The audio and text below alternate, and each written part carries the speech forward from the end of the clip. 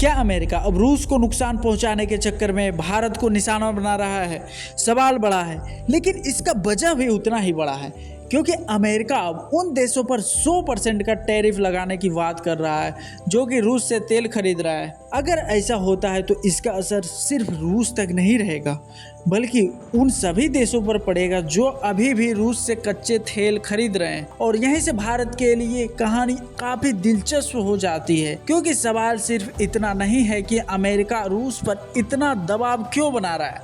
असली सवाल यह हो जाता है कि अगर मकसद सिर्फ रूस की अर्थव्यवस्था पर दबाव बनाना है तो फिर भारत और चीन जैसे बड़े रूसी तेल खरीदारों पर इसका असर क्यों पड़ रहा है।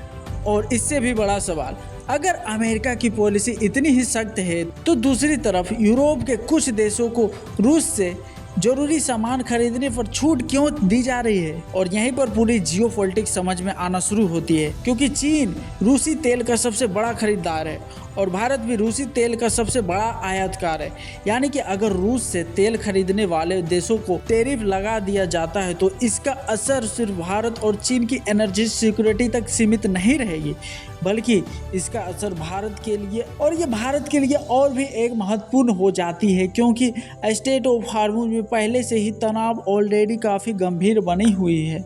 ऐसे में अगर भारत के लिए रूस से तेल खरीदना भी महंगा हो जाता है तो और मुश्किल हो जाता है, तो सवाल सिर्फ इतना नहीं रह जाएगा कि भारत अपनी एनर्जी ज़रूरतों को आखिर पूरा करने के लिए। और यही पूरी वीडियो का सबसे बड़ा सवाल है, क्योंकि आने वाले समय में अगर एनर्जी ट्रेड पर दबाव और बढ़ता है तो इसका असर सिर्फ रसिया पर नहीं बल्कि पूरे ग्लोबल इकोनॉमिक्स पर पड़ सकती है।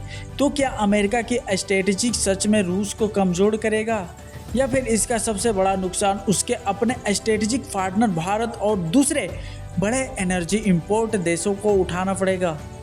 आपको क्या लगता है? कमेंट बॉक्स में ज़रूर बताइएगा। और ऐसे ही आसान भाषा में जियोपॉलिटिक्स एनालाइज के लिए चैनल को सब्सक्राइब जरूर कर लीजिएगा। धन्यवाद।